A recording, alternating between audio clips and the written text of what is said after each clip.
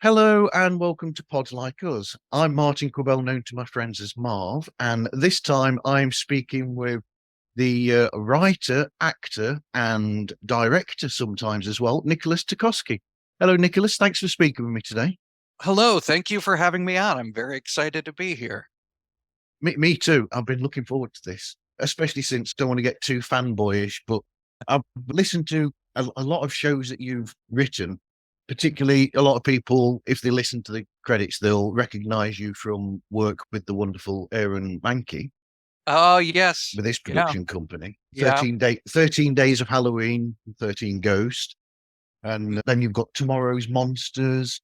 I'm trying to think of other podcasts or audio dramas that you've been a part of, that you've written or been a part of. I was a co-writer in the Mantua Caves that came out under Blumhouse and iHeart. I could not think of the big company that I have written for. So that just came out earlier this year. And that was a lot of fun. Southern Gothic supernatural murder mystery. Yeah, that got recommended to me, so I added it, and then I thought, I wonder why it's added that to me, and now I know why it's recommended that show to me now. That was me.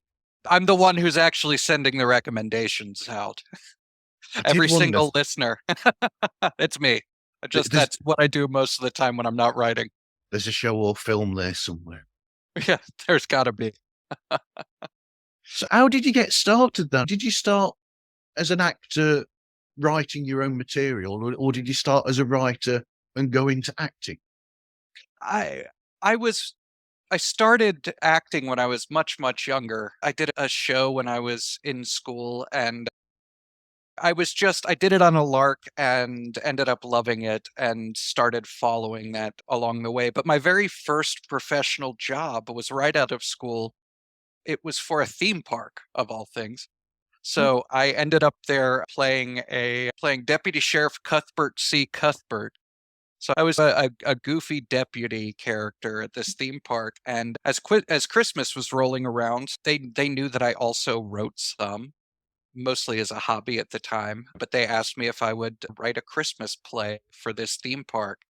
And I ended up working there and becoming the sole staff writer that they had there for about 9 years. Wow. And while I was there, I started working in Atlanta's sort of nascent film industry from Atlanta, Georgia. And the film industry here over the years has grown immensely. Most Marvel films are shot here to a large extent. Endgame and Infinity War and all of that stuff. Any scene that was shot in New York is actually Atlanta, but there were so many filmmakers around town that I started working with some of them in a program called the Dailies Project that was here. And that was effectively an on-the-ground film school where we would all be given a challenge, like a movie that was all about focusing on a fight scene. And then we would write a short film around it, and we would work on the craft of the fight scene or work on the craft of Dogma 95, which was a film movement that was effectively everything that you see on screen is real, meaning it's all natural lighting and just ambient sound. You don't add music to it or anything like that. But Daly's project is where a lot of local filmmakers would come, meet with each other, form teams, and just start practicing filmmaking. And in that sense, I started working on my professional writing in film a lot more.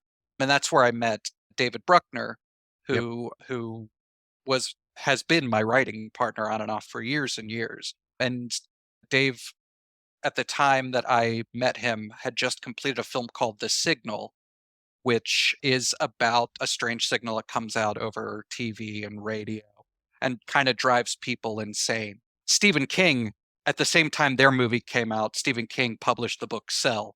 So it was interesting timing there. But But anyway, Dave and I met and we started working on film, on screenwriting together. And we made a few shorts at first. There's a great one based on a Harold Pinter play that we call Talk Shows, based on the Harold Yep. Pinter play One for the Road. And then we were approached in 2011 about making a short horror film for a new anthology that the people at bloodydisgusting.com were putting together. And so we wrote a project called Lily at first that became Amateur Night, which was the first short in the VHS franchise.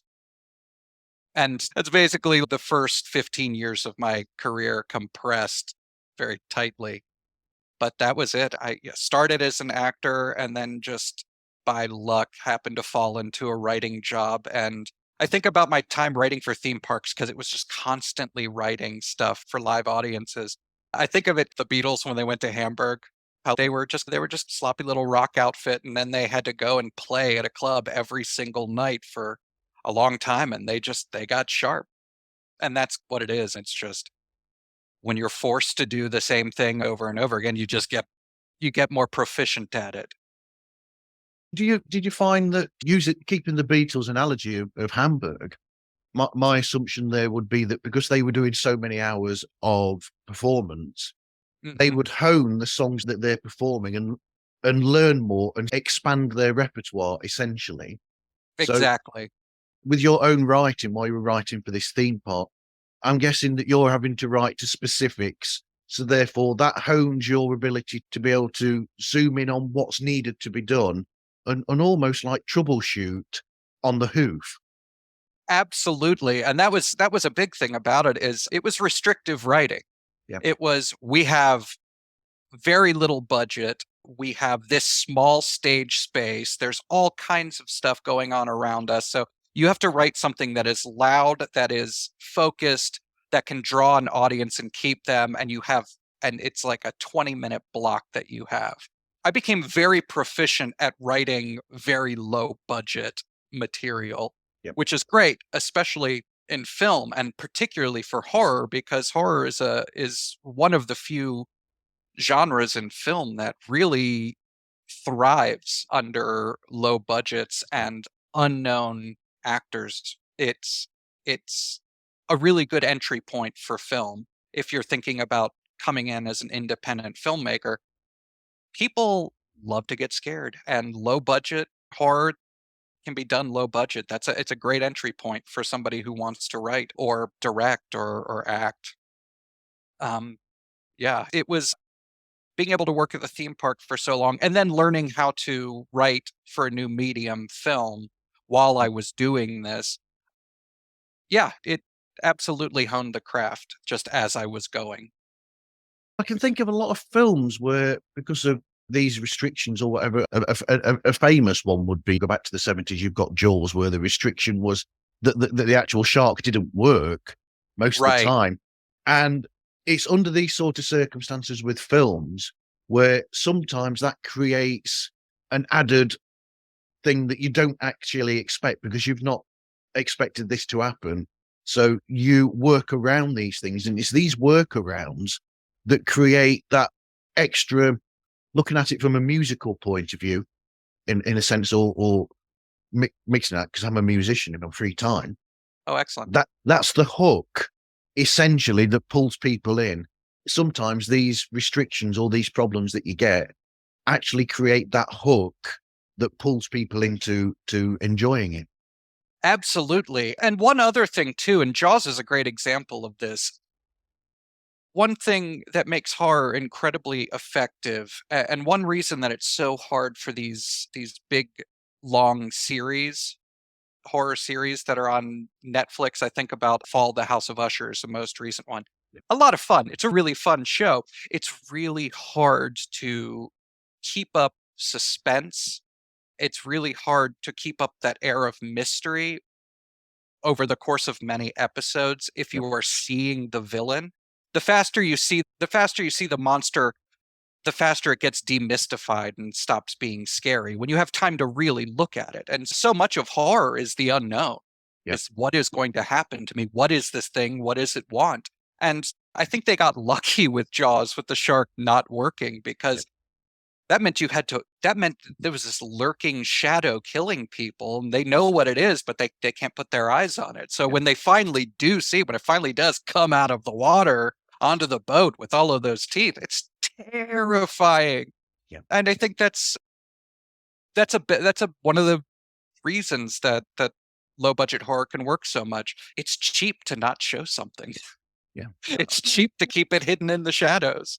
Yeah. Even films that have the budget. I'm thinking Alien, for instance, the first Alien film. Oh yeah.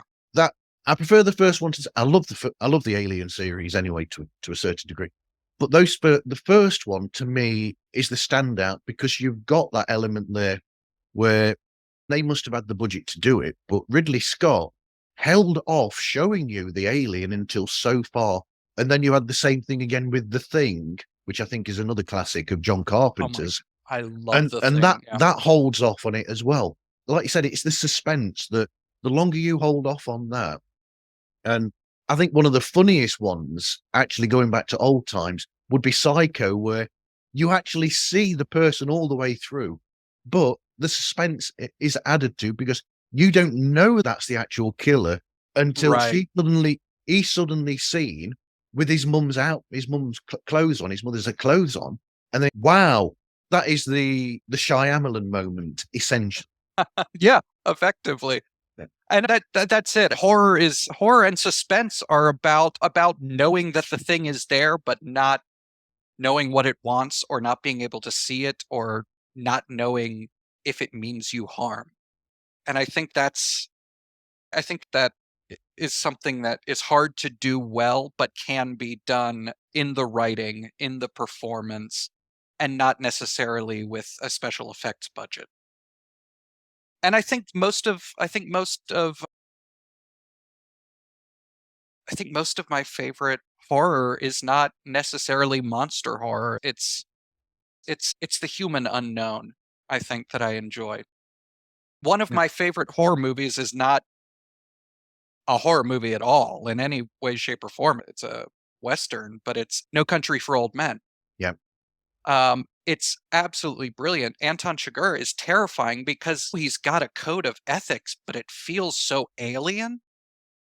It Yeah. feels absolutely alien to you, and that's what's terrifying. It's that there's this man walking around looking at you. He's got a cattle stun gun, and you don't know what he wants. Besides, he wants the money, but you don't know what he's capable of. You don't know what he does in his day-to-day life. He is a complete blank, except that he murders and seems to take some pleasure in it. And I think that the Coen brothers excel in that kind of in those types of villains, but also Cormac McCarthy, who wrote the original novel that it's based on, he's a quintessentially American writer in that he is so focused on the violence of everyday American life. Yeah. Um, you look at any of his work, and there's always that one character that just seems to be the complete unknown, this sort of danger that sort of stands in for the country, that stands in for the land. I think the most famous one is the judge in Blood Meridian. I don't know if you've ever read that at all, but he's just he- you have no idea what he's going to do at any given moment. He's just at one point he is like gently taking care of this child whose family was killed in a massacre and calmly soothing him. The lead looks away, and when he comes back, the child is dead in the judge's arms, and the judge is just dropping him off. And there's something about that evil that seems so much bigger than man, that seems to plague mankind, but is so also at the same time so specifically human, and can be tucked inside of a single brain or a single heart. I love that shit.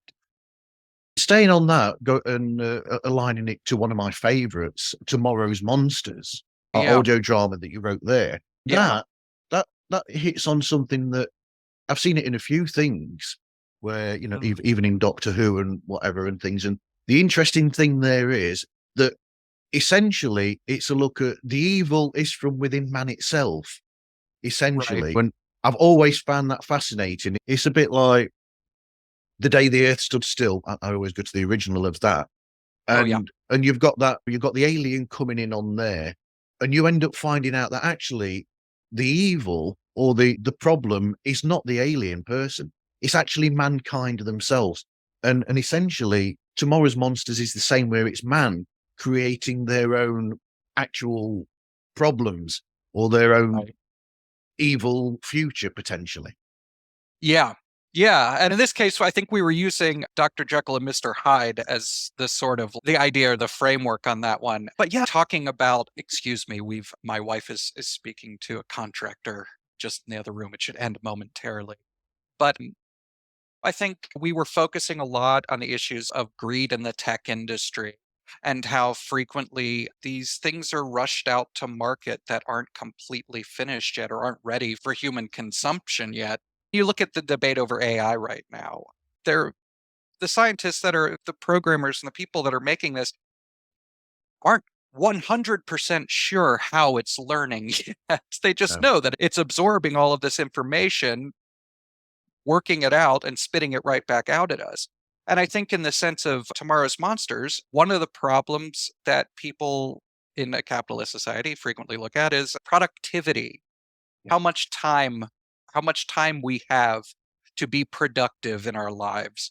And we had Max Fuller, who's the primary antagonist, who came up with this idea to give us 8 more hours of our life back. You don't have to sleep anymore, while ignoring the very real problem of what the long-term effects are on the human brain of not sleeping for a long time. And those effects are well known already. It's psychosis effectively in the long run.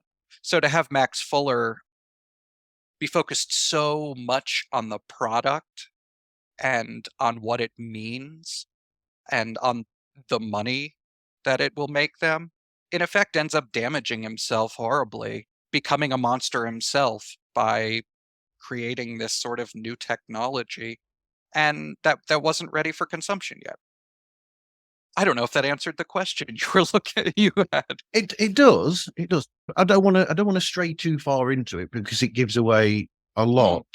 But I like also the fact essentially you've got the dare I say the evil millionaire magnate that is a you find it all over the place, like in Bond films, for instance. oh yeah, He is the Max Largo or whatever the character's name is that right. you get in those sort of films.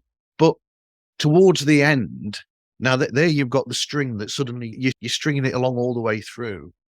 And the clever thing is there that as a listener, you don't, or as somebody that's enjoying it, you don't actually with that one realize that there is that underlying arc there going on with Max, where suddenly it's almost like a realization. It's the sixth sense moment where suddenly you're like, hold on a minute, that's been going on all along, but I never saw it. And you've got the same thing with Max there, where at the end you suddenly realize this thing that's been going all along with him personally. Yeah. Yeah, and that was really interesting to write in and to try to layer that in so that it wasn't too obvious what Yeah. was going on through the whole thing. And I think being able to work with the idea of his twin brother who had died tragically in his youth and how that created a schism in his family and him trying to continuously try to keep up with this ghost, this person that no longer existed.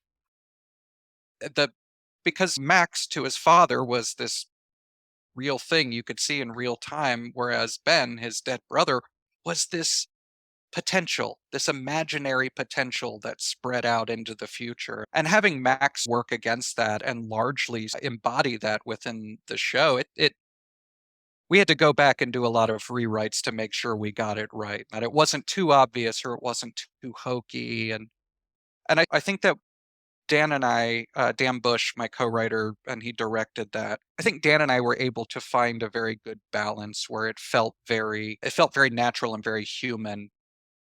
The sort of internal struggle that Max went through that sort of, with the aid of this technology, became this major antagonistic force in the series. I think that all forces of antagonism, every person who's does evil or is bad has something happen somewhere. Something happened somewhere in their past. Something made them into this thing. I don't believe that people are just born evil. We have to be taught. We have to be taught good as well, which is why parenting is such a terrifying roller coaster. I have a toddler right now who is just, she's on that perfect balance right now. She could go either way. Toddlers are impetuous and strange, and you have to channel that into something good, because if you don't, they just break stuff and go nuts. People we follow sometimes our worst instincts. But if you grow up in a healthy family, you frequently are able to, most people become like happy, adjusted. Or as somebody who, who is raised without a mother and whose brother dies, and whose father takes out that death to a certain extent on him, it's probably going to end up a little bit messy. Going to have some issues with the attachment issues, going to have some inferiority complexes.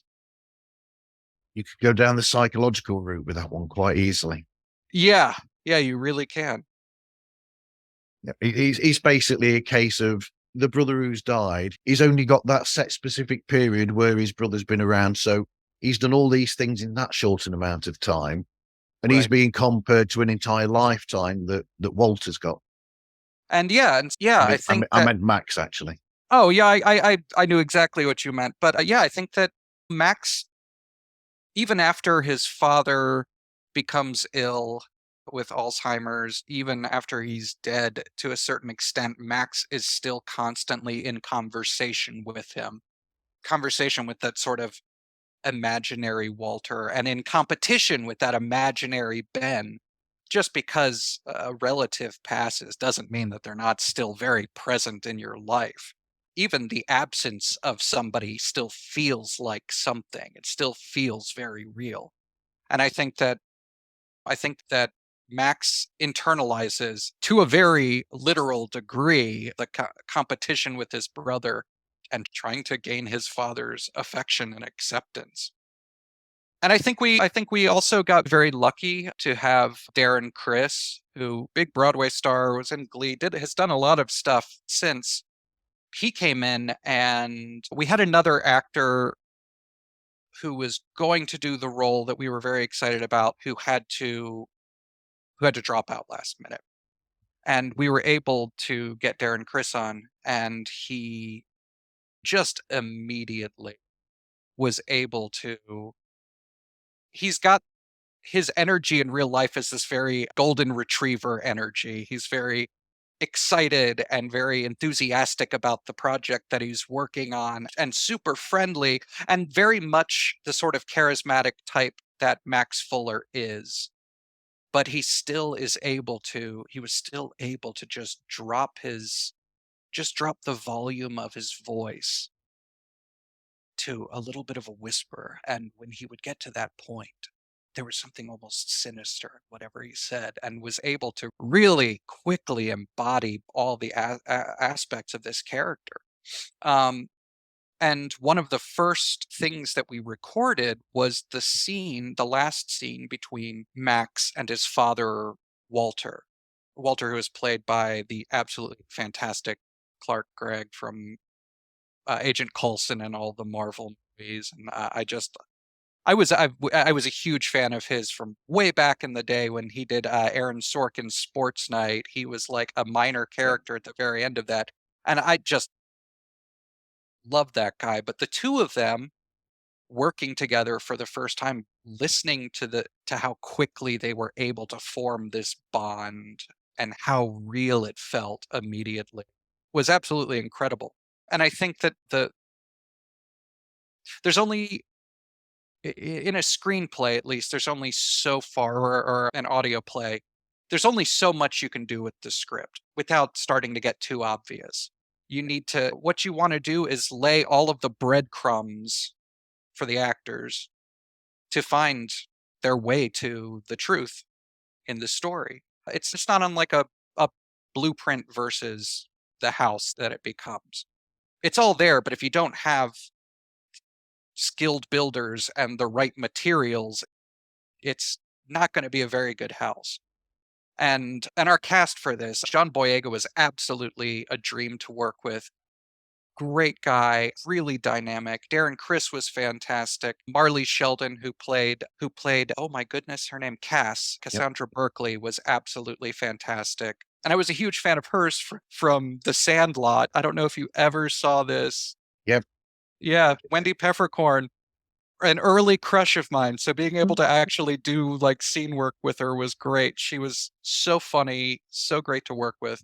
But having this absolutely stellar cast took this sort of cautionary tale we were writing about new technologies and made it incredibly human.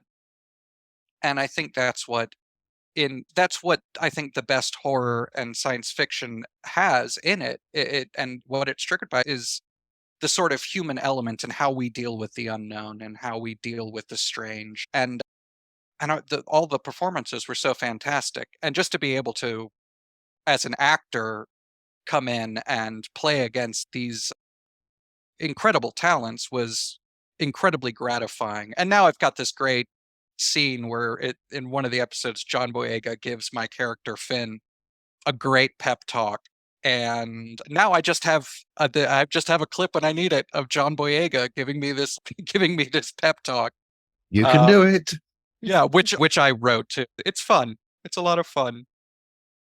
So did they actually record, were all the voices recorded like together then? Where they were talking with each other for that? Because Uh, I did a voice for an audio drama myself recently, and I found it really difficult because I was just basically talking to thin air, and I couldn't actually hear anybody responding to me, and found that really difficult as oh somebody wow, who's yeah. not really done much acting since childhood, really. That is difficult. We recorded this 3 months into the COVID pandemic. I don't know why I said COVID. That's the only pandemic we've had recently.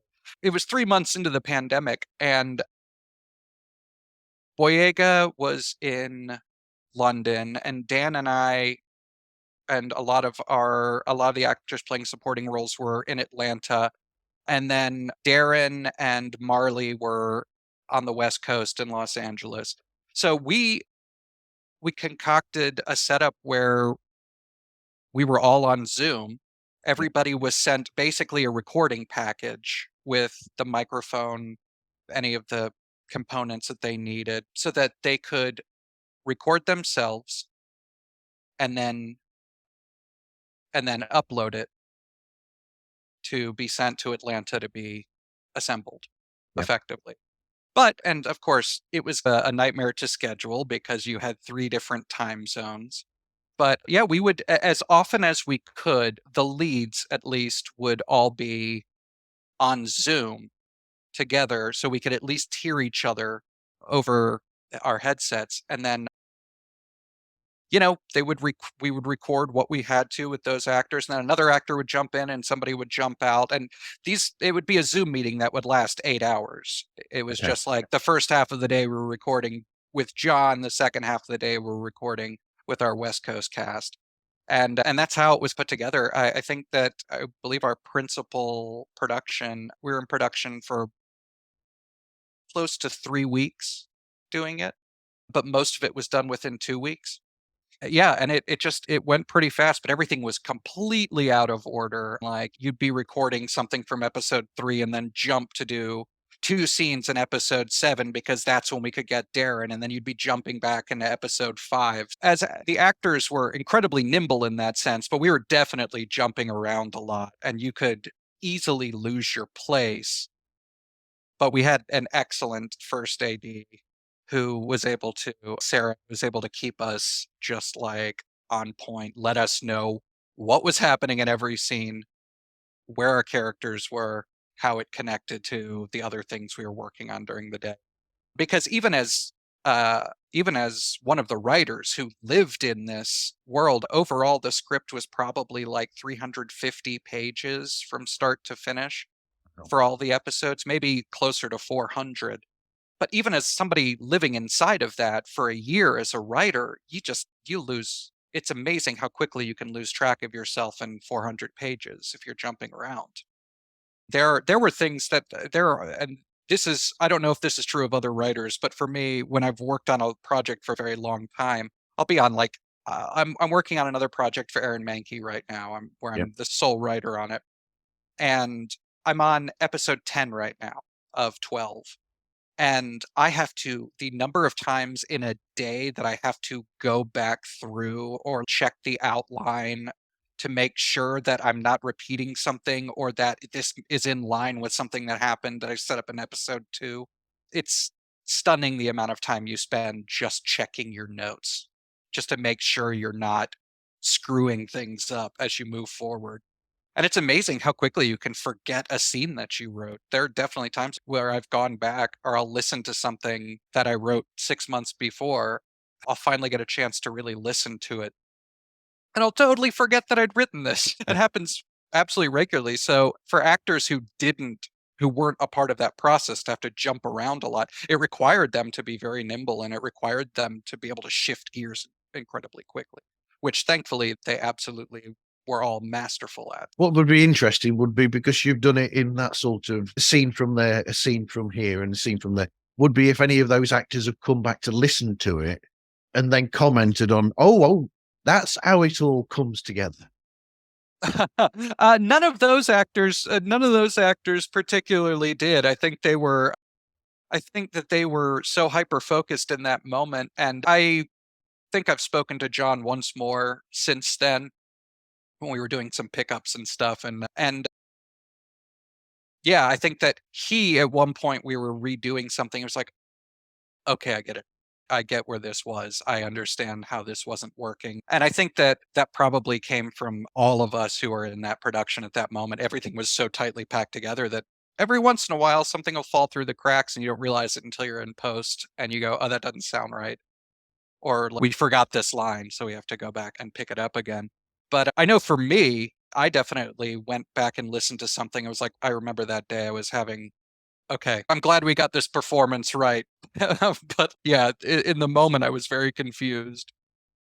Yeah, it is. It's also, it is very strange, especially because I don't do a lot of the post production in this. I'll listen to rough cuts and stuff like that to give notes, but it's really strange when you get so in the weeds about, as a writer, you get so in the weeds about how the turn of phrase sounds or what it means or how this fits in with this moment. And then as an actor, you get so caught up in the moment of, does this feel real while I'm doing it? Does this feel not just believable, but do I believe it when I'm saying it out loud? That it is hard to step back, and sometimes you get surprised by the big picture when you finally get a chance to see it. Because even as a writer, it's really hard to get a grasp of the big picture. Really, I think even the people who do post, it's very difficult. I think that the people who really get to see the big picture for the first time is the audience. So you can have an idea, but until the thing is, while you're still working on the thing, it's so much about the nuts and bolts. And you get so bogged down in the details that, like, it's really hard to step back and look at it. After a while, it's really hard to see it. So I think that the audience benefits from all of the nitpicking, but I think they're also really some of the first people who get to come in, sit back, and just see the whole thing take shape. And I think it's easier to absorb than it is to produce, I think. But I think that it's just also really hard for the artist who's working to be able to see that. So to answer your question, Yeah. finally, I believe that the actors do probably hear something for the first time that they may have done 20 takes of and go, okay, that's why I wasn't getting it right. It was because it connected to this scene a little bit earlier, 2 pages earlier, that we recorded like 6 days later, even though it Yeah. takes place 2 minutes before we didn't. So yeah, I'm sure that the actors probably got a little bit of whiplash and were probably pleasantly surprised at how things turned out, because the process itself could be so rushed and so chaotic. And that's any production. That's audio dramas, that's film, Film, that's television. Yeah. stage, television, that's everything. Yeah. I was going to say that you must find that as an actor yourself when you've been in things, been casting things, and then you film it out of sequence. And how does it work? Because it's almost like pulling your mind apart and putting it together in a different manner, in a sense. Is it easy to actually do that, to just go into a film situation or a television show that you've been on, or film or whatever, and you've just done them out of sequence and you've just gone in there and done it? What's going on? Or sometimes have you done that yourself, where you've done these things and then you're like, I have no idea what how any of this works until you see it as a full thing. I've definitely, you can get discombobulated when you're in production. Everything is moving fast. You're not getting as much sleep as you'd like to be getting. But I always think of Kurt Vonnegut's Slaughterhouse-Five, how this man effectively has the ability to see his entire life from start to finish and is able to pop in at any point in his life. And this is very much like that. As actors, you're given the script so that you can get a chance to look at it. There's the rehearsal process, so that you become highly attuned to the scenes themselves and how they fit within the larger story. Academically, it should follow that you're able to jump in and out in that way. Realistically, it's very difficult if you do a very intense scene and then the next scene is like a very like upbeat scene. It does require a hard downshift in that sense, and I think that it's a challenge. But I think that the best actors, and I don't necessarily count myself in this, I think the best actors are so practiced at it that it is not impossibly difficult, that it can be a little bit of a challenge, but a challenge that they've tackled enough times that, having to film something out of order is not going to affect the way that they feel in the moment, because they know they can drop in here and this is the scene where the character recognizes this important moment. There's an epiphany here, or he figures out a problem here, or his father dies and he's absolutely devastated. Okay, now I've got to go three back, and now instead of being devastated by my father's death, I'm desperately worried about his health, and I'm working my fingers to the bone to do that. I think that you just become when you become attuned to the script and the character enough that it's not too difficult to be able to shift between those moments, as long as you know what those moments are and where they fit in. That's why we had a very good assistant director on this, was to keep us all on task and remind the actors themselves like where their character is in this moment. The AD is able to let us know where we are, and then Dan, as the director, would come in and set the scene again. And that's really one of the director's sort of main jobs, is to get everybody focused and on the same page to be able to give the performance that is their best performance. But yeah, it's hard, but it's also part of the fun, I think, of doing it. It's part of the reason that people enjoy doing this sort of thing. It's solving these little psychological puzzles we're handed. But we'll move on in a moment. But Sure. keeping to following on from what you've just said there about your own characters, I thought that the character of Finn was very realistic, a very real person in the middle of a situation where, you know, you've got the big characters of Max and of Jack, and not to put a slight on that, and I'll bring Yeah. a bit out of that, but with John as well, with the performance that John Boyega gives, you've got a very, very specific performance there from him, where he's also got, not to the same degree as Darren gives with his characterization, because they're completely different characters. But John's character, at moments, you've got a Jekyll and Hyde with him, but to a lesser degree, because he's less informed by the circumstances. I'm trying not to say anything too much for people that have No, you're doing great. heard it. But in the middle of that, where you've got these extreme characters that are even cast, she's extreme from one to the other. She seems to be there's these little elements of almost like caring in the background, but they're covered by her being this big like character. Whereas yourself playing Finn is a more humanistic and a more real just person there in the middle of these enormous characters.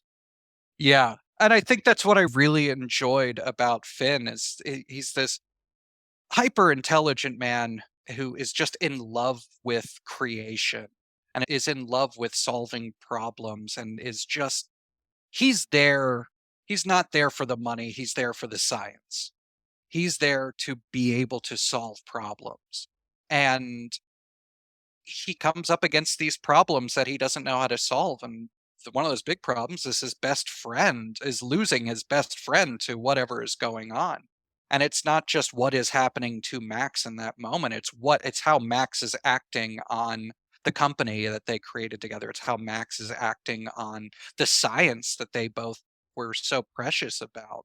And I think for Finn, he's just trying to keep, I think, the science front of mind, the thing that they created, the precious thing. He's trying to perfect that. And he knows that if it's not perfected, he knows that if they don't work the kinks out, that it can be dangerous. And I think that he's in real conflict about how to deal with his best friend pushing this forward. Like, for a long time, he knows something's very wrong, and he knows it's affecting everything. And I think that once he really realizes what that is, one thing I really like about Finn is that even through this whole story, this thing that he's worked on for all these years, he's still willing to throw the whole project away in order to salvage this friendship. He's willing to effectively jettison what they're doing in order to pull Max back from the edge. And not to give any spoilers, it doesn't go great for him. No. But that's what happens, I think that's what happens to well-meaning people who are thrust into these morally gray situations where, you know, if somebody stands to benefit by making billions of dollars, the quiet morals of one man in that sort of sphere are not going to mean anything. Those are going to be brushed aside very quickly for the $1 billion. And I think that Finn was not in it for the money, and I think realized too late that the money was the object and not the science itself. At least for that aspect of Max that was, I think, in control as the CEO. Because I think that there are aspects of Max who were right there with Finn. And that scene where they go out to the desert and do a lot of drugs, and Finn wakes up and Max is scratching these equations into the tile at this place. I think that's the moment where they are the closest, was the Max's just creation of this thing on the ground, and Finn seeing it for the first time and realizing how incredible this was. And funny story, that the tile house where that scene takes place, it's a real place out in the desert in California, right outside of Joshua Tree National Park. And it's a place that David Bruckner and I Yep. went out to when we were working on rewrites for a project. We went out there and we did all the drugs and we got nothing done. It was like the opposite experience. We ended up running around at nighttime in the desert, howling, and all the stupid stereotypical things people do on drugs in the desert. Magic memories there. Yeah, it truly was. It was a good enough experience that I was like, okay, this is going to end up. This is the experience that I did not have, but could have, the ideal experience where we solved the problems in the script. I'm actually going to make that a scene within tomorrow's monsters because it fits so well for these two characters and their relationship. Um, and I think that I don't put a lot of my own life into these projects, but that was one of the rare instances where a real experience from my life wormed its way into the product. Well, even I smiled when you said you're working on something with 12 parts for Aaron Mahnke, even though things for Aaron so far have been 13, haven't they? So 13 Oh, days well, of Halloween, 13 ghosts. Go on. actually, no, it's 12 ghosts Oh, and yeah, 13 12 days ghosts, of yes. Halloween. Yeah, yeah. And that Because of the 12 project, days of Christmas, so 12 ghosts, yeah. and I came on to 13 Days of Halloween. I was supposed to be writing, I was just going to write an episode for them. I wrote the pilot episode. I wrote for them. It's with a short story called We Harvest at Night, or They Harvest at Night, I think is the title. But yeah, they were looking for somebody to write a framework around the first season. So I came on and did that for them and wrote the first, last episodes and then the sort of wrap around, the intro and outro of each episode. And after working on that a couple of seasons, I had the idea for 12 Ghosts, which I pitched to Aaron separately, pitched to Aaron and to the producers at iHeart separately. And which honestly is, I don't tend to pick favorites on my projects, but 12 Ghosts was definitely a labor of love. And I was able to use a lot of, I run a show here in Atlanta, a live stage show called Write Club, Yeah. and we take two opposing writers, we give them two opposing topics, and they get 7 minutes apiece on stage, and an audience votes for a winner. And the pieces vary wildly from personal essay to there's poetry on occasion to fiction and comedy and having done this show for we're in our 13th year right now. Having done this show for as long as I've met and gotten to know a lot of very good writers. And I was able to hand select some really excellent stories after sending this sort of prompt out to all these writers. And I was able to really, because we were all local to Atlanta, I was able to sit down with a lot of them and work through issues and edits and stuff like that. And yeah, it was, I think, the best way to manage an anthology project like that. And VHS is a good example of this, and 13 Days as well. Uh, if you hire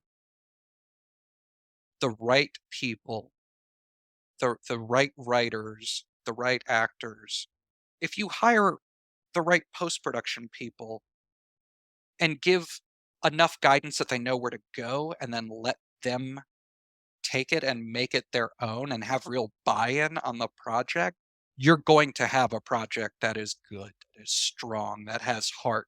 And I think that 12 Ghosts was that for me, was this experience where I was show running. I was dealing with all the aspects of the show. And I did write the sort of wraparound and I wrote the finale episode. But so much of the work done on that on my end was letting other people do their job and then gently making adjustments to it so that it all fit together properly. But the vast bulk of the creative work on that was not my work. I was just there to help put it in the proper place. And I think that the key to making a good anthology series is just that. It's hiring people that know how to do their shit and then letting them do it without getting in their way. I think that for a lot of showrunners and a lot of producers, there's this need to exercise authority. And there are definitely times where you have to put the brakes on something or gently shift the way it's moving. But I think for the most part, so much of doing it properly is fighting against the instinct to be in tight control so much of the time, because then everybody gets frustrated. There's miscommunication at that point. People stop assuming that everybody's like acting with good intention. It's a recipe for disaster and for a miserable experience. And I'd rather the projects that I work on be exciting to the people working on them, and I'd rather all of my staff, from the writers to the actors to the assistant director to the post production, I'd rather them feel like they have real buy, because when you have real buy-in, when you have ownership over something, you're going to do it to the best of your ability. And I think in the long run, that show's my baby. I really adored it. And being able to work with Malcolm McDowell was a lifelong dream come true. I was Yeah, I've always loved his work. So being able to actually work with him and having him actually perform my own story Yeah. Yeah. was mind bending to me. It's just one of those experiences you don't get a lot in life, where you get to meet one of your heroes. And it should be added, find out that they are absolutely lovely. Just a real pleasure to work with. So friendly. Was talking about how much he enjoyed how he got started BBC Radio. He was just so excited to be able to do this. And he was tucked away in a small booth in Ojai, California. And we had a really pleasant long session where he took the material and made it really sing, and also took excellent direction, what little I had to give him, because he did not need a tremendous amount. He came in absolutely ready to play the innkeeper. And yeah, sorry. That's all right. That's one of the. I was going to say you said that yours is like a small part, but it isn't in a sense because you you've got this thing where you're the best anthologies in some ways are the ones where you've got that connective tissue. In a sense, it's almost like the Rod Serling of the Twilight Zone. You've always got to have something to bring it in and to bring it back out again Right. to have that there in essence. And what you're doing with Malcolm, but also not just Malcolm, but trying to remember the other character as well. Annabelle, who is played by Annabelle. the fantastic Gina Rikiki. But there's an arc there. You've got a story going there between in the 12 episodes that's going that basically her realization of why she's there Right. is happening in the background. And that's what you're doing there. But you've also got the last episode as well that's completely yours as well, which is essentially her story. But that is really important because, like I said, it's the connectivity of an anthology. An anthology isn't just like this story's there, each story is different. You've got to make it, to make the Twilight Zone, to make the Outer Limits, you've got to have that connectivity that joins them. Yeah. No, absolutely. And I wanted something that, unlike 13 Days of Halloween or VHS, where just nothing ends well for anybody involved. I wanted to tell a sort of a Christmas story. I wanted to tell a tale of redemption with this, so that you could hear your spooky ghost story, but still feel a nice human warmth throughout the whole thing. It's your And Christmas so carol. it It's is, your Christmas carol. Yeah. it's a bunch of ghosts helping this one spirit get right. But yeah, I think that's what sets it apart from some of the others, is that there is still the air of mystery, and there is still a possible air of menace, but in the end, everybody wants salvation. Everybody wants to believe that all of the things that they've gone through are not for nothing. And I think that in what we set up, we were able to really deliver that redemption really well for everybody. And the strange thing about the wraparound on this one is a lot of the ghost stories that we're told don't end well. A lot of them are true horror stories. And I wanted for them to be able to stand on their own, but I also needed to put them into context of our story. And in some ways, that sort of softens the final blow in some of these. And in some ways, it just completely changes the context of what we're looking at. I think of one of my favorite episodes of that was an episode called Hello Again. And it's a cab driver who picks up the same ghost every Christmas Eve. And he picked her up on her last night alive and drove her down to the docks, not knowing that she was going to walk into the water and kill herself. And so now he picks her up every year because he's got this intensive guilt that when he saw her again and realized she was dead, he drove her to the same place. She only says the same couple of things that she said when she was alive, but through this story, you get to hear this just absolute tale of despair and loss and regret. And I will spoil the end of this particular episode. In the end, he asks if he can go with her into the water Yeah. because his wife, who he was married to for all these years, has passed away. He's losing, like, he has a degenerative brain disorder. It's just he wants to go. He wants to see if he can see his wife beyond the veil. And when I was handed that story from Ben Bolin, who is best known as the host of Stuff They Don't Want You to Know on iHeart, which is a great conspiracy podcast, and they're incredibly funny and very smart guys. Ben is also just a stellar writer. But he handed me this story, and it's so tragic.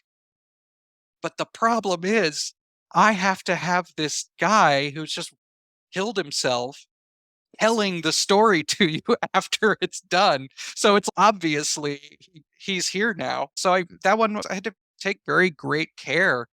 I didn't want to change the story at all, so I had to figure out how to resolve it in 2 or 3 pages at the very end. And this idea that this guy has lost so much, and finding out what's on the other side of the veil and realizing that maybe it's all the shit that he has lost. There's something beautiful about that, and it totally changes the context of the story to have that. If I just ended the episode with him walking into the water, that would just be that'd be devastating. And it but it also wouldn't fit my series. A lot of the wraparound stuff was it's taking these disparate stories and making it feasible that they all exist in the same universe. And that's hard. That was not easy. And I think that the last story, that the one that Malcolm tells, Keys to Dead Houses, is a story that is about reconciling those stories, and also reconciling loss, dealing with your own losses, and what kind of the type of thing that the kinds of losses and the kind of life that makes a man like the innkeeper in the end. That was definitely a challenge, being able to take all those stories and place them together like that. Especially because this isn't a series that's one a week. This was coming out one day after the One day other at a time, yeah. to be binged. So if you're listening to 3 episodes in a row one day, if they all are just tonally all over the place, then the whole thing is going to feel like a mess. You have to be able to bring them back so that there feels like there's a sense of motion over the course of a lot of episodes. It's essentially, it's a bit like most people won't see it as such, but essentially the television series at its best, Quantum Leap Mm. was an anthology. Mm. And they're all completely different stories from one episode to the next. You've got you've got the assassination of John Kennedy, for instance, in there, which is a really classic episode. But you've got all these different types. But that's the interesting thing, is with all that, you've got to keep the framework of what the overall is with that series. And that series did it well as you do with yours, where you've been able to, like, just with 12 Ghost, just do the wraparound so that it actually works, even though every single story is completely almost a different genre to each other. Oh yeah. Oh yeah, absolutely. And except in the end here, Annabelle does go home, unlike poor Sam, who never makes it. But yeah, I think that I agree with your initial point that the best anthologies have that motion behind them, because it's the thing that keeps people coming back as much as the stories themselves. People love Serling. He was so integral to, besides being the creator of the show, he was so integral to the experience of sitting down and watching that every night. His voice just opening the episodes, and the little like moral he gives it at the end that ties everything up really beautifully. Yeah, and those stories were also wildly different, and I mean frequently completely different genres. But yeah, I've always been a fan of the anthology. I think that there's something really nice about being able to, as an audience member, sit down and not know what you're going to be able to expect from any given episode. Because this last one was a ghost story, and then the one before that was a serial killer who ends up fighting zombies or something. But also for the creator to be able to tinker and explore different genres or different stories within a genre. There's something really a lot of fun about that. To take it back to VHS, for one thing, we had no idea what they were doing. The way that VHS was set up, at least in the initial one, I can't really speak to later ones, but we had no idea what they were going for. They just said they needed a short found footage horror film, 20 minutes or less. And we didn't know if it was going to go anywhere, but we knew that they were giving us $20,000, which is less than a micro budget, but it was enough for our purposes. It was enough to do what we wanted to do. And Dave and I went out into the woods, into a cabin in the woods, and spent like a week just banging out ideas and finally settling on this one about a bunch of college kids going out and trying to find ladies to make a sex tape with, these really terrible characters getting their comeuppance in the end. And then, yeah, and then the initial script, we pounded out in a day. And it was all over the place. And but it also had a lot of the moments that people came to know about that particular segment. The I like you was in there at the very beginning because it was just like, what's the weirdest thing that she can say that could be both a come on and like the creepiest thing to come out of this very alien looking woman's mouth? And it was just, I like you. It's straightforward. It gets to the point. But when Hannah Fearman says it, it is also just one of the creepiest things you've ever heard. And there were moments that we were like, okay, what happens? What do we do at this point? And I remember there was one point we were trying to decide how we were going to dispatch Patrick, who's the jokey, laughy dude. And I don't remember whether it was Dave or I who said, "Wait, we just rip his dick off and throw it in front of the camera." And we both cackled, and we are like, "We can't do that." And then we got very quiet and looked at each other. It's like, we'll just put it in there. We don't know what these guys are. We're like, we don't know what they want. So we just put it in there. And that ended up in the film. And like, it is probably the most graphic moment of our segment. And it's also shocking, and I still think incredibly funny that we were able to get that in there. But we sent them the script and they're like, great, go with it. And yeah, production of that was a week and a half. It was breakneck. We moved through that quickly.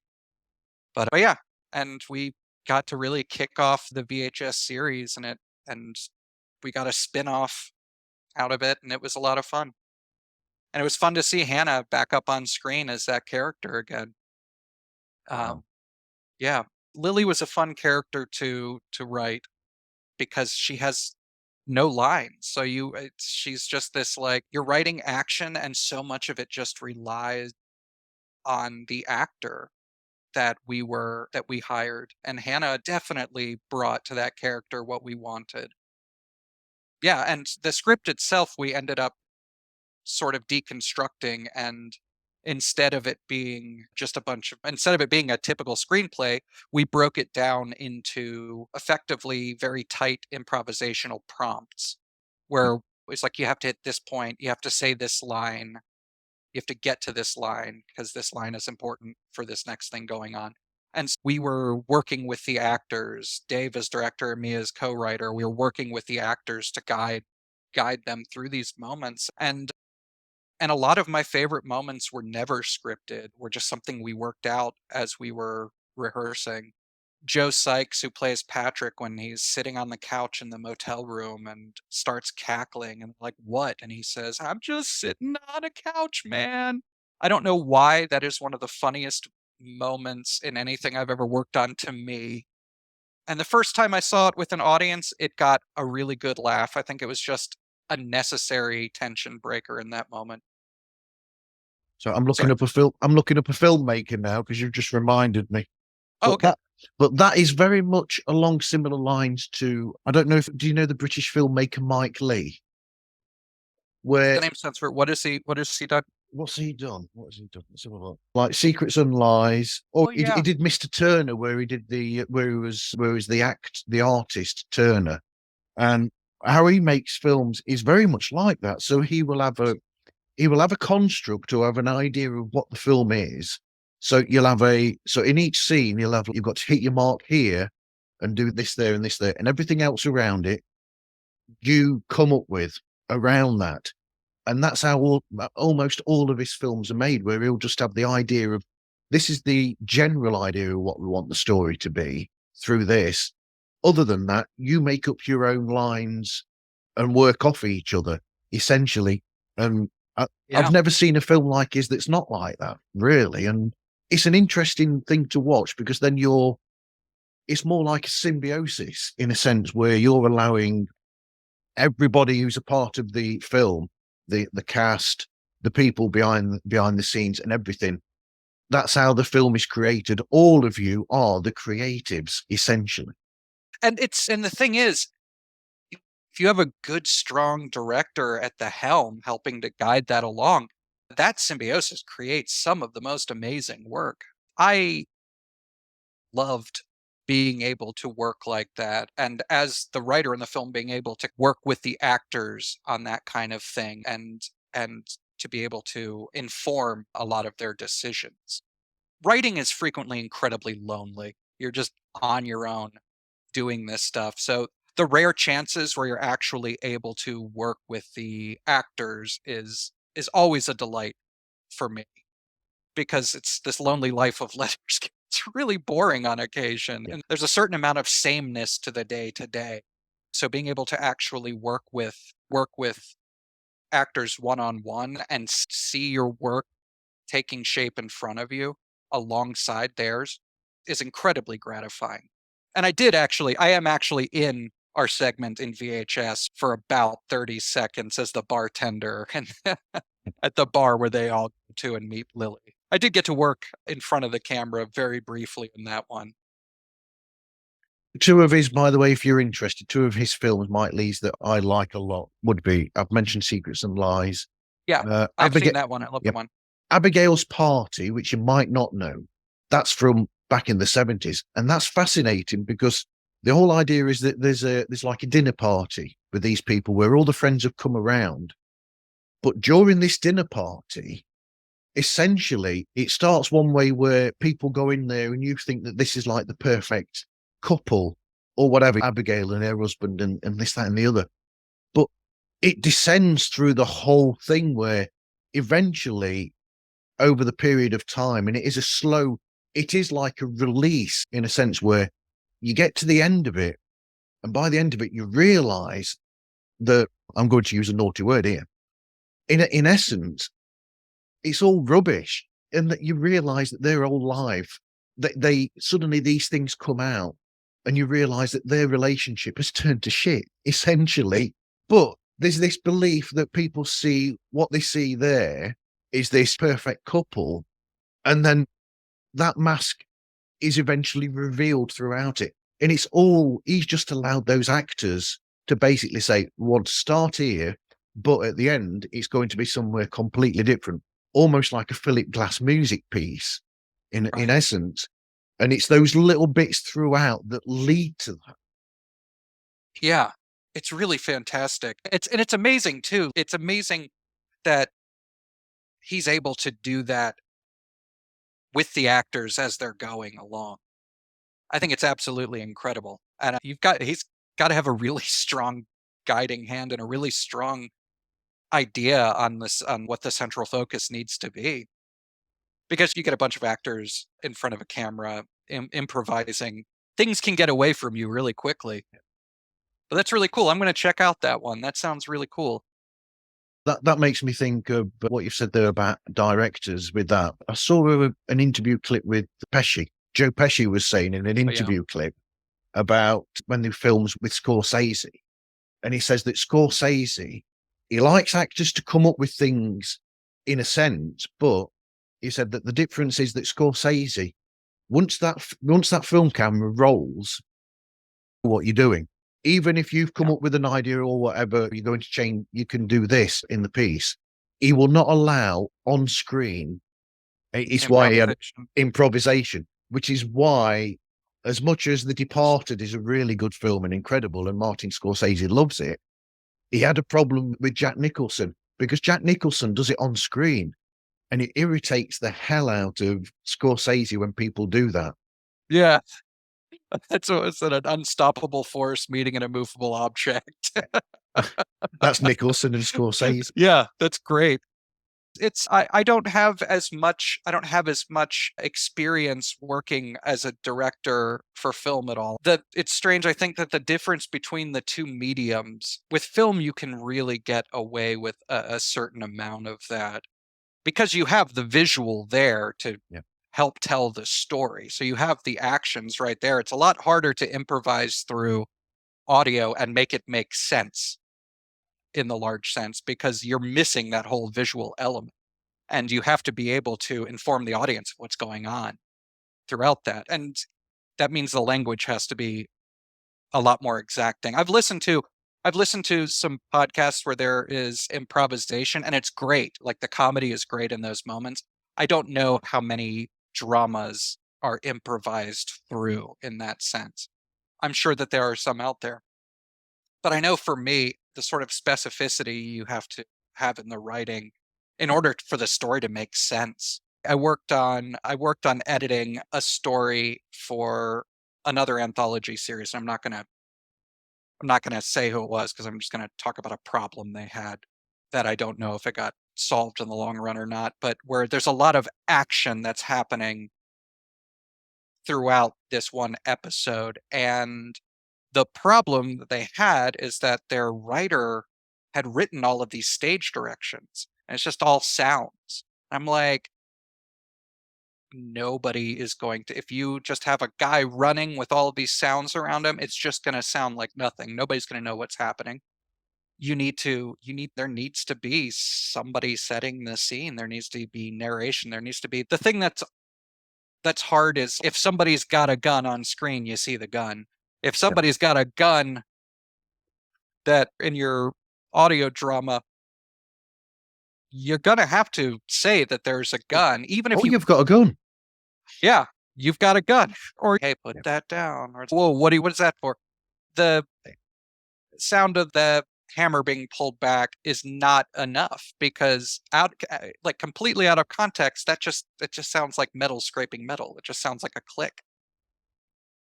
And so you have to be very specific with the language or very specific with the direction so that if a gun is pulled, you know that a gun has been pulled because of the reaction, because of the performance of the reaction. Yeah, and you can go down a rabbit hole on that all day long with examples, but yeah, I think that improvisation is very difficult in an audio drama because it's hard for the actors to come up with their own material and then also put it in context that the audience understands. It's just an extra layer of things to think about that I think probably stymies or gums up the improviser's mind, which has to focus on the moment that it's in. Yeah, Um, it's a tricky medium audio to be able to do that because you haven't got all the, like you said, with film, you've got the visual as well that you can include into that. But with audio, it's difficult because everything is about what you can hear in a way. right. And yourself, with your writing that you do, I'm going to mention another name here as well, but it's it's interesting that Aaron Mahnke works with people when it comes to the dramatized series that he produces. He works with writers who really know it incredibly, like yourself. I'm going to say also because he uses Lauren as well for Bridgewater as well, and Yeah. Lauren Shippen is incredible at being able to know what to write for audio, and so are you as well, because what elements to bring out so that you're telling the story essentially that you wouldn't need all those elements in a film version, but you need all these elements in there. But it doesn't sound convoluted, almost my jokey thing that I just said there. Oh, you've got a gun. You've got to Right. make it that people Right. know, but don't put it in such a way as I was being humorous with the way that I said it. That is not how Right. you would actually bring it up, but you Oh, have to no. bring these things up. Yeah, and it's funny because that is a challenge, but I think it's a very it also becomes a very cosmetic surface level challenge that once you've figured out a few ways of getting around that where it didn't sound tinny or unnatural, then it's something that becomes a lot easier when you're going down the line. It's like writing in any different format. It's like writing poetry versus prose versus stage play. The mediums are different. The They all have their own different kind of language. But once you become proficient enough in it, it all becomes storytelling. It's just being like, it's like being able to tell a story in English versus being able to tell a story in French. It's like they're all language. The shape of a story is still the shape of a story, no matter what language you use for it. So it it becomes more a question of just like minor structural things that you tweak here and there. And once you get proficient at it, then it just becomes background noise like everything else. It's just part of the process that your brain goes through automatically, I think. But yeah, I think that it's a challenge when you're first doing it to figure that out. But like any challenge, once you're practiced, it's just part of the process. I've enjoyed this conversation so much that I've not been looking at my notes whatsoever. Oh, I've been enjoying it too. I really like this interview format. You're very easy to talk to. Thank you very much. Let's have a look. I think we've hit a lot of these points already. Actually, gone into how to fine tuning a script and how do you know it's right? Do you, as a writer, do you come up with an idea and then you fine tune it? Are there any bits where you, for instance, you've come up with an idea for something and you've thought, I like that idea, but there's something about it that just didn't work in context with the whole that you've taken out of there? And what's the process of deciding what works for a script and what you need to take out of the script to make the pacing work or make something else work in it? I'll just walk you through my general writing process. When I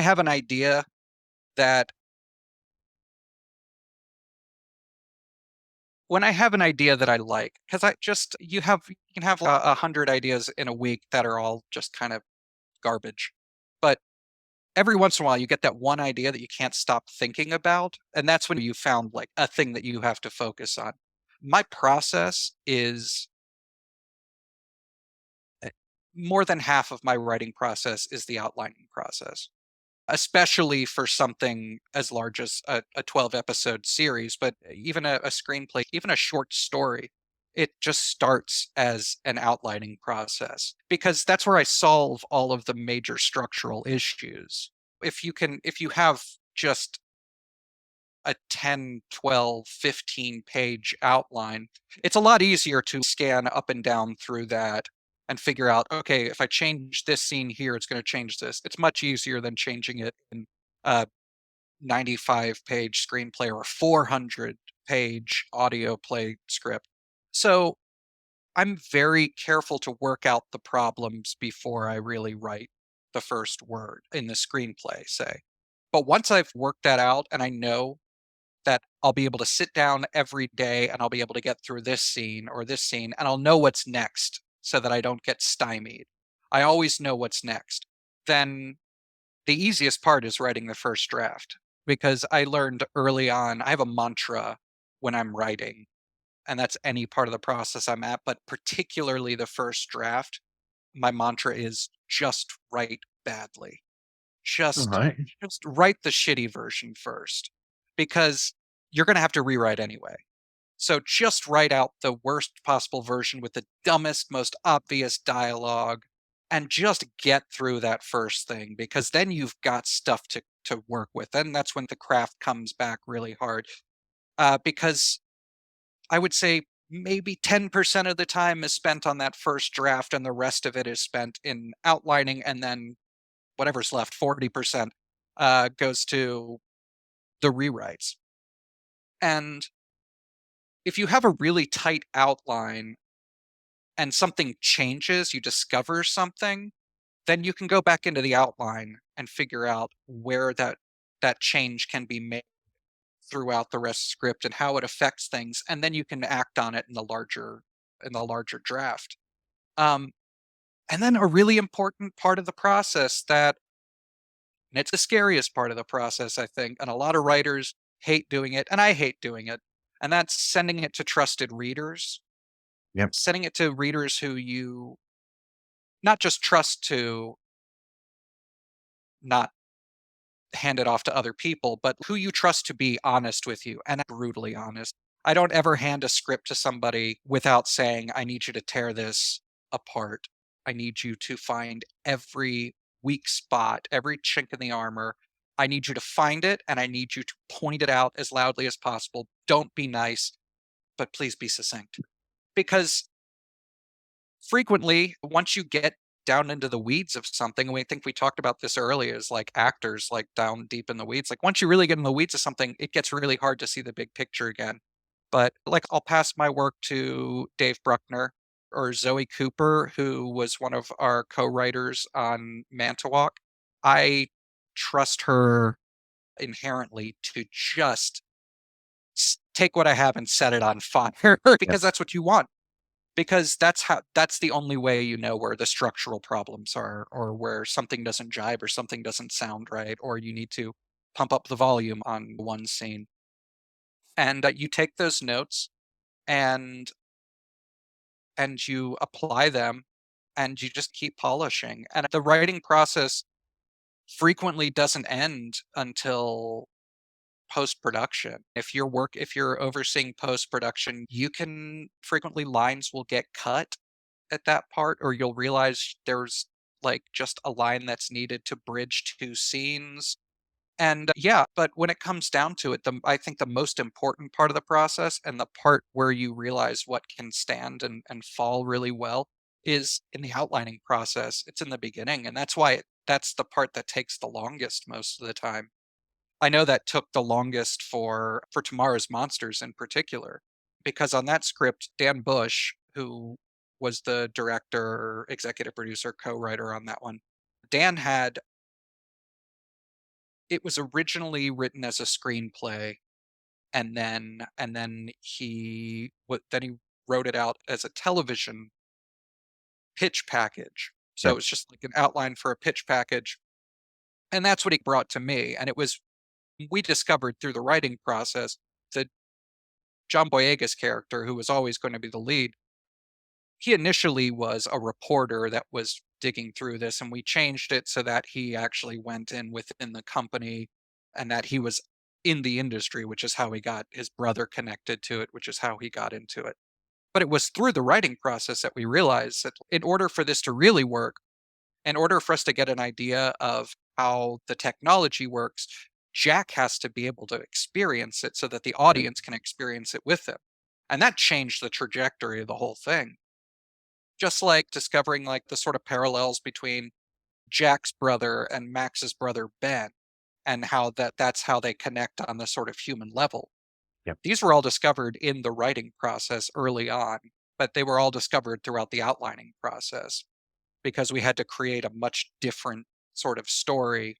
So we had to find that human element, Yeah. and that's how we found it, was through the dead brothers and through Jack like sacrificing himself to an extent by taking the shut eye to solve this problem. The stakes needed to be raised, and that was all discovered throughout the outlining process. Like you said, you need the human aspect there within it, essentially. Yeah. Absolutely. Yeah, and I think that's in any genre, it's the best stories told in any medium or in any genre, I think revolve around this sort of human element, revolve around the sort of emotional effects of this. I think that the best horror, or at least the horror that resonates the most with me, is horror where it revolves around some deep trauma that's having to be worked out. Midsommar was so fantastic when she has her entire family get murdered, and the sister kills herself. If she didn't go into this incredibly sunny, welcoming environment with some deep seated trauma that she was working through, it wouldn't have worked as well. It wouldn't have worked at all. Her finding this community, this family, this acceptance throughout all this horror, it wouldn't have the same impact. Same with Hereditary. All of the stuff that he does is really incredible. It's got that very deep human element. And I think true horror comes from this soft, squishy humans being thrust into this dangerous environment where they don't know how they're going to come out the other end, how they're going to be transformed by it. It's the human mind and the human heart meeting the great unknown. I can't remember the name of the film now. You're making me think of, oh dear, what's that Clint Eastwood one where it's, oh dear me, almost Civil War period, and he ends up being injured and he goes to that place. It was recently remade where it's all these, they're like sisters or nuns or something, like a nunnery or something he Oh, goes to. oh, yeah, That's one of those where you've got that human side of Clint Eastwood's character. And I think that's actually a really good Clint Eastwood film as well, actually. It's one of yeah. his I, better. I I can't cannot remember the remember name the of it title now. of it. Yeah, they made another one with what, Jeff Daniels? I think so. Is it? Yeah, the remake. Oh, yep. I know what you're talking about, and I cannot recall the name of that in the dusty filing cabinet of my brain. I know. And that's got some really good horrific moments in it as well. Absolutely. Yeah. But anyway, so you said, what was it? Your exact words were something like write the shitty version, essentially, of a Yeah, script. just write Yeah, badly. just Yeah, write that's badly. And I just thought, write badly is like one of the most important. I used to spend so much time beating my head against the wall trying to yeah, get through scene work when scene work, the first version should just be the framework of it. You figure out how to do that later on, but you got to have it all laid out in order to be able to move the pieces around. it's one of those things that turning it back to me with creating or writing songwriting. I realized that after so long. And it was funny because I watched that Beatles thing, Let the Get Back as well. Yeah, And I was watching that and then I noticed something in there.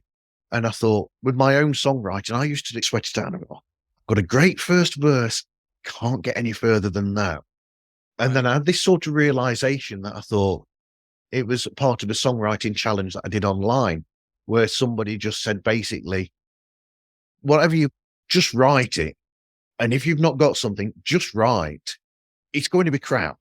And then after that, then fine tune it and edit it into the song that it needs to be. But at Right. least you've got the framework there to base it around. And the reason why I mentioned the Beatles thing, Get Back, is that John Lennon in there, because George Harrison's trying to write, I think he's trying to write the song Something. Right. And he can't quite, we can't get past this bit. And he's saying to John and to Paul, he says, look, he goes, I've got this, I've got this great idea. He says, I can't get past this bit and this, that, and the other. And John Lennon turns around to him and he says, look, he goes, whatever it is, just come up with something to fill that gap in. Makes me, or something cauliflower. And he comes up with the word cauliflower in it just to fill that gap up. And then John says to him, so he says, just do that for wherever you got these bits, just come up with any old nonsense word, get the song finished, and then he says, and then clean it up later. And I thought, Right. that's it. And that's Yeah. how it works for them, how they were so creative with that, is because they could get past what a lot of writers have. That is essentially the way to get past writer's block, as it's Yeah. called, is you just basically just get the idea out there, no matter what it is. Even if Right. you've got these crappy bits in there, get the whole idea from start to finish out there and then fine tune it later. Absolutely. And yeah, I think so much of my early career, so much of the absolute agony of the beginning of my career would have been avoided had somebody just said, just do the shit version. Don't worry about this. Yeah, it was really interesting to watch their creative process. It was really fantastic to watch that. And also really heartening because there's a certain amount of the creative process that you realize is just universal. The frustration of not being able to get that thing right or just being stuck where you are or just feeling embarrassed putting something out that's just not quite right and realizing that you want to fix it. There's just so much of the struggle and the sort of revelation that is inherent to the creative process in that. And it's really interesting to see how universal that is. When you see people that are considered the gold standard struggling with this thing that you're struggling with, you think, okay, this is universal. I can do this too. This is just a human problem. And it's just a thing that you have to push through and overcome. And I think that a lot of people think that the arts, writing, songwriting I think they think of it as this great mystical thing, as these God-given talents, and it's none of that. It's an interest in something combined with just constant practice. Writing is a craft first before it's an art. It has to be a craft. The art comes in the details later on. The but the craft is the hard thing. And I think a lot of people just want to think that I have the story inside of me, I'm just going to tell it, and it's such a good story that people are all going to connect to it. But if you don't have the craft behind it, then you're not going to know how to connect properly to people, or you're not going to know the things that work, the processes that work. What it comes down to in the end is that it's not this God-given gift, it's self-driven. To become a good artist, you just have to put the work in. And what that means is that anybody who desperately wants to can do it. But what it also means is it's a lot of work to do it well. And so I think that's what I think separates the wheat from the chaff in the long run, is the fact that the there's no mysticism to it. It's just a lot of backbreaking work. But I don't know. I think that's also heartening, because I think that so much of life is like that. I think so much of the things that we do are like that. You just have to, if you really desperately want to do it, then you can. It's just going to take a really long time. And just write badly, because that's how you start writing better. That's right. Yeah. Are there any future projects then, speaking about writing, are there any future projects that people should look out for? There will be a new anthology project coming out, hopefully in the early spring, called The Passage. And that's figures. This season focuses on figures from American history, who are notorious figures from American history. And the whole conceit is that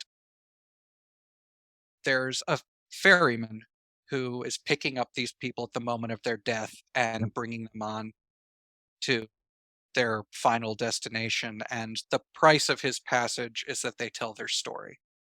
And some of these are very straightforward accountings of violent lives. And some of these are absolutely, we have a J. Edgar Hoover one that is also by Ben Bolin, that is a just wild science fiction story about the space race in particular.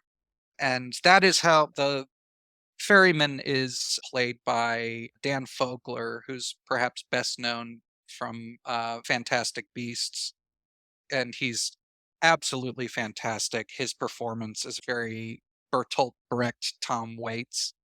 It's just a very weird, fun character, and a really bizarre, fun anthology series. I've got another one that I'm working on currently with Aaron Mahnke.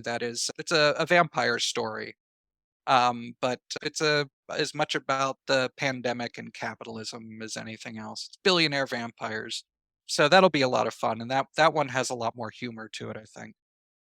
And Dan Bush and I are currently working on season 2 of Tomorrow's Monsters, which focuses on a completely different storyline, utilizing the same technology that picks up where the last one left off. So it's more Frankenstein than Jekyll and Hyde second season. So I'm very excited about that one. We're about halfway through writing that series, and it's going to be a lot of fun. It's going to be tonally different. It follows a lot of different characters, has a lot of the same characters return. It's going to be a lot of fun. Really excited by that. You know how happy you've made me with them. Uh, I'm more than happy to talk about it with you in the future off the record, because I would get murdered if I gave spoilers away at this it, early day. in some ways, I don't really want spoilers, but I do love the fact that it's the perfect jumping off point with the cliffhanger, and not really cliffhanger, but with the way that it's left at the end of season 1. That it's got that thing where you go into the next place now, and it's uh, I'm not going to say anything, but yeah, Right. but Yeah. it's perfect because there's going to be changes possible with one character for definite based on the end of season 1, but Right. maybe both of the main characters, but we don't know. But yeah, And without giving too much away, we do focus a lot in the second season on military applications for the product that we create in the first season. So it gets messy. I'm really excited about where we're going with it. But very quickly then, I hate to be speedy with this. So what would be your go-to genre film or book? One of my favorite genre books is House of Leaves. Have you read that one? No, I've It's not read that. it's Mark Danielewski, and it is the most bizarre haunted house story you'll ever read. It is I it's really hard to explain. The book itself is a strange labyrinth, but it focuses on these central characters of this couple who have a wonderful loving relationship and what this weird obsession that one of them has with this house that they're living in, and his sort of explorations of this and the sort of hazard that he puts himself and his family in end up telling this beautiful, heartbreaking love story in the middle of this bizarre horror that you never really get to the bottom of. But I highly recommend that. It's just it's a really fascinating character study, and it's also a really fascinating study on what you can do with the unknown and how the unknown really can affect the human mind. Yeah, I've read that one a couple of times. It's dense. It's I think I heard somebody joke about it, calling it infinite jest for spooky people. Yeah. It's very dense, but it's just an absolute fantastic book. Another that an author that I frequently go to who's not known for horror, but whose writing itself contains a tremendous amount of horror is Cormac McCarthy, who we were talking about earlier. I love his work. There's more than half of his body of work that I will never touch again, having touched it once. The Road, for instance, was they made that into a movie with Viggo Mortensen a few years back. Yep. It's that post-apocalyptic man and son walking through the wasteland, and I think I burned through that in 24 hours, a sleepless 24 Wow. hours, and it was devastating. And it has one of the most affecting endings I've ever read. The last paragraph is just yeah, but it's something I'll never touch again because it was so devastating and messed up, and because he's so good at writing believable human suffering that it really truly does become uh horror in itself. And, as far as films go, like, I love Evil Dead. I the original with Bruce Campbell. It's campy and bizarre and so big and broad and silly, and and yet it really is it's just this horrifying story that is just told with so much bizarre showmanship. Yeah, it's one of those that I like going back to every once in a while when I wanna be spooked out, but also get a good laugh. I'm also a huge fan of Coppola's Dracula, the Yeah. Bram Stoker's Dracula. It was just accents aside. It's just really beautifully told. I've always been it's funny because it's not the kind that I write, but I've Yep. always been a big fan of very colorful operatic horror that's, like, a little over the top. Argento's Suspiria. I I could watch that again, I could watch that on mute and just watch the imagery of that all day long. It's just so fantastic and colorful. But yeah, those are a handful. Big fan of, Ari Aster's work too, and my old writing partner, Dave Bruckner, I'm a huge fan of his Night House. I don't know if you saw Night House, but it was really fantastic, fun film. And Dave is an excellent horror director, just an excellent horror director. And I say that as somebody who's watched his work from afar, but has Yep. also been in the room with him, banging out ideas. Absolutely infuriating to write with, but I think that some of my best work has come out of arguments with him in the writing room. So Well, you mentioned The Signal earlier, and we what stood by that. And I actually really enjoyed that. I actually thought it was better than Cell. Oh yeah, I absolutely love that. I think it's because Stephen King brings it out to this huge. Yeah. He paints the big picture so well, but I think that the sort of human story that it focuses on is not as captivating as the bigger story about what's going on in the world.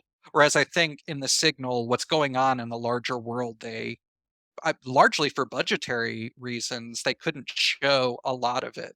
I think that the one time there's a large crowd scene, I was actually in briefly. You can't see me, but they came out to this theater that we all used to work at where the Dailies project used to take place. And they got on the roof of this building and they had just like 60 of us in the parking lot, just fake beating the shit out of each other Wow. so that you could so that like when the character played by Song Gauja, when he looks over the who was also in Tomorrow's Monsters. He played David Truesdale in Tomorrow's Monsters. He looks out over the rooftop and just sees these people just beating each other to death. That was just a whole bunch of people, and they got a couple of kegs of beer, and which was a huge mistake on their part. But everybody just got drunk in the parking lot and just kept shooting this scene over, and then everybody, I think, stayed getting drunk until the kegs floated 2 hours later. It was a lot of fun, and I know that they were working on. I saw pieces of a script for a sequel that they tried to put together a few years ago, and it would have been really fantastic. And I'm really sorry we didn't get to see that. But yeah, The Signal was fantastic, and that came out of the Dailies project, which I was talking about earlier. And if I could give like a really good piece of advice to aspiring filmmakers, writers, actors, everything, is to work with what you have and work with the people around you. Start if you want to make a film and you have no budget and you have no experience, start a film club. Yep. Meet with like-minded people, start realizing where your strengths lie, where their strengths lie, how they work together, people that you enjoy working with, and then keep doing that. A lot of those of us who came out of Atlanta, at least, doing this, and who are now working in the industry at large, we all started as hobbyists. Right? We all started just going, we love movies, we love plays, we love podcasts, we love fiction, and just getting to know other people who are also interested. Because eventually you can scrape together enough resources to put together your own thing. And if your thing is horror, then you're going to do great with no budget. It's just a matter of craft and will. Yeah, breaking into Hollywood is hard enough, but but making an independent film, though very difficult, is also very doable, especially now in the days of iPhones and cheaper technologies and stuff like that. You can put together something watchable. And if you do that enough times, you'll eventually put together something that's not just watchable, but something that's really enjoyable that speaks to somebody else. It's just craft, like anything else. It's all just craft, except with film, it's a craft where you need other people. Yep. It's really hard to make a movie alone. It can be done, but it's hard. Yep. Yep. Unless you do one of those where it's just one person talking to a camera, one of those That's sort of true. films. That's true. And I think that like Blair Witch proved that you can do that real easy. All these other points we've already discussed essentially. This discussion has been basically advice for people who make podcasts, who are writers, actors. We've already done all the advice thing anyway through the discussion that we've had naturally. Yeah. The I think all the advice too just boils down to just do it and keep doing it and putting it out there, and eventually it's a numbers game. Eventually something sticks. You may not ever reach the heights of Hollywood success, but you can have a career. You can have a good long career. You just have to be willing to put a lot of time into it. Yep. Keep up the grind. Keep trying. Yeah, that's pretty much it. Going back to my, because this is originally about podcasting, or it Of was course. originally. What do you like to listen to yourself as podcast? I listen to a lot of food podcasts. I listen to Gastropod a lot. Yeah. There's one that is about the American Southeast of where I live, and it's called Gravy, and it's about Southern foodways and history and just how what is on our plate came to be on our plate. I'm a fan of that sort of thing, of history, of particularly food history. I cook, so when I listen to podcasts, I listen to fiction podcasts more as a student than as an appreciator of fiction podcasts. Yeah. And it feels like work when I'm listening to somebody else's because I'm picking it apart and like listening to how they did certain things and figuring out for my own edification and my own career or my own craft for moving forward, like how other people are doing things.